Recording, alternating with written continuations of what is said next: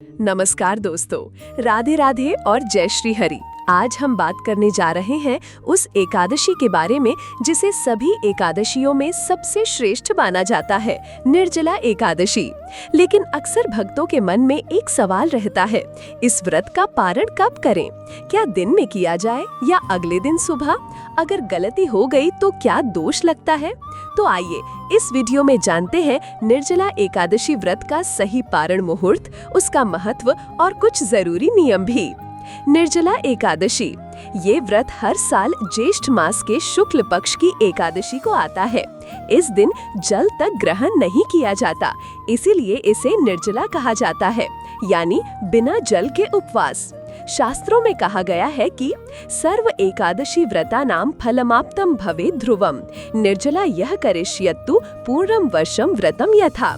अर्थात जो व्यक्ति केवल निर्जला एकादशी का व्रत करता है उसे पूरे साल की सभी एकादशियों का पुण्य प्राप्त होता है।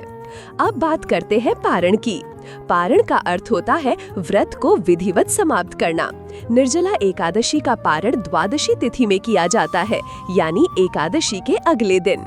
सही पारण समय होता है सूर्योदय के बाद द्वादशी तिथि के भीतर, मतलब जब सूरज निकल जाए और द्वादशी तिथि चल रही हो तभी जल और फल आदि ग्रहण करके व्रत को तोड़ना चाहिए। लेकिन ध्यान रहे, अगर आप द्वादशी तिथि निकल जाने के बाद पारण करते हैं या एकादशी तिथि में ही कुछ खा लेते हैं तो व्रत का पुण्य नष्ट हो सकता है। पारण करने का तरीका भी बहुत सरल है। सबसे पहले भगवान विष्णु की पूजा करें, फिर तुलसी जल अर्पित करें और प्रार्थना करें, हे प्रभु, आपने इस कठिन उपवास में मेरी रक्षा की, अब मैं आपकी आज्ञा से अन्न ग्रहण करता हूँ।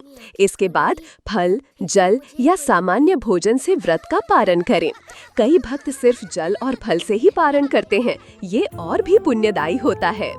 एक विशेष बात और, अगर आपने संकल्प के साथ व्रत रखा है तो पारण करना अवश्य होता है। व्रत तोड़ना कोई पाप नहीं है, उल्टा व्रत समय पर पूरा करना ही धर्म है। भगवान श्री हरि व्रत के पालन से प्रसन्न होते हैं, न कि अत्यधिक कष्ट से।